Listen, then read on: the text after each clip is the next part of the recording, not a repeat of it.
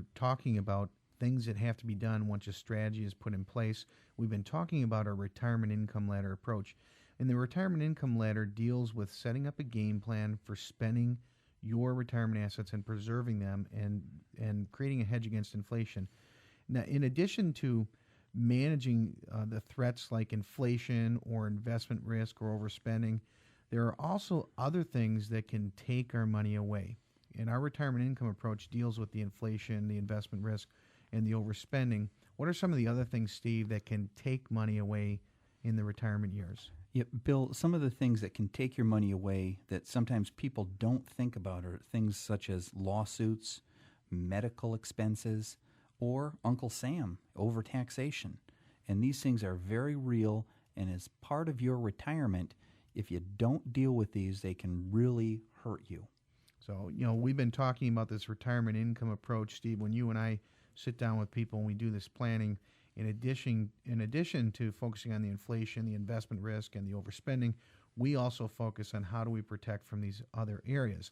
Now, getting back to this retirement income approach, just in summary, basically what Steve and I do, the first thing, again, you got to figure out what your money's got to do. You got to figure out your number. And if you don't know what your number is, you need to contact us, and we can help you figure out your number. And once you get that number, it can tell you how aggressive or conservative you can be. And what we were talking about at the break there, Steve, you were saying for some people it's a relief in knowing that maybe they can spend more than they already are. Yeah, if you don't know your number and you're really conservative and you're just saying, I just don't want to run out, you might be oversaving or underspending. I know that sounds kind of weird, but I have seen that with people where I say, okay, this is the amount of money that you can spend, and they kind of they can't believe how much money is available to them. There's a lot of ladies out there that just punch their husband in the head. Yes. You said that because they're not letting them spend or vice versa. Right. So maybe you can get your partner to let you go on a trip or something like that by figuring out what the real deal is here. Now, so this retirement income approach, if you had a pile of money, what we generally do is we put enough money in safe areas for at least 10 to 15 years. That's where you spend from. The stuff you put in growth is for later. You then monitor that allocation.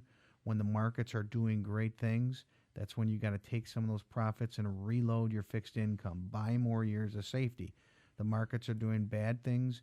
You just ride it out. Make sure you have enough money in safety, and you spend from the safe side of things. It's a pretty simple method, but there are a lot of things that go into it. As we mentioned, you need to monitor the allocation, monitor the types of investments that you're using for the current economic conditions, look at the fund managers, their performance. Sometimes we need to fire fund managers and move on to different accounts. So it's not a set it and forget it strategy, but it works. It can keep your emotions out of the game. If you want and sit down and talk to us about it, we can explain to you and show you histories of this thing working in detail. Now, Steve, what are the main reasons that our listeners would want to have a strategy like this in place? And I'll bet you the majority of people don't have a strategy. They could sit at the table and explain to you right now, if I had a good, solid strategy like this, what does it do for me? Well, Bill, the big thing that it does is it creates peace of mind. I've talked to a lot of people who are very frustrated with their portfolio, with their retirement. They're very stressed out because they didn't have a strategy set up. And this disciplined approach to retirement income gives us peace of mind, and it tells us what we're going to do if the market's good or if the market's bad. And we don't have to worry about what am I going to do, but we have it set up in advance what we're going to do. Yeah, you mentioned stress. There's a lot of people out there who have less money today than they had 10 years ago, and they didn't spend a lot of money. But the markets have eroded a lot of their returns.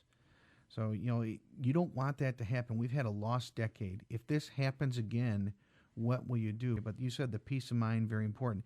The discipline method, if you don't know what you're going to do when the markets go up or when they go down, if you in your mind don't know, okay, if the market drops 20%, what's my strategy? If the market goes up 20%, what's my strategy? Then you don't have a cut and dried method of managing this lump sum. Yeah, Bill, I think that's very important to make sure that you have that thing completely spelled out. One of the other great parts about this strategy is the continuity. Oftentimes when we meet with people and one of the spouses is going to take care of the money, and the other one's going to say, hey, I don't have to worry about it because my spouse takes care of it.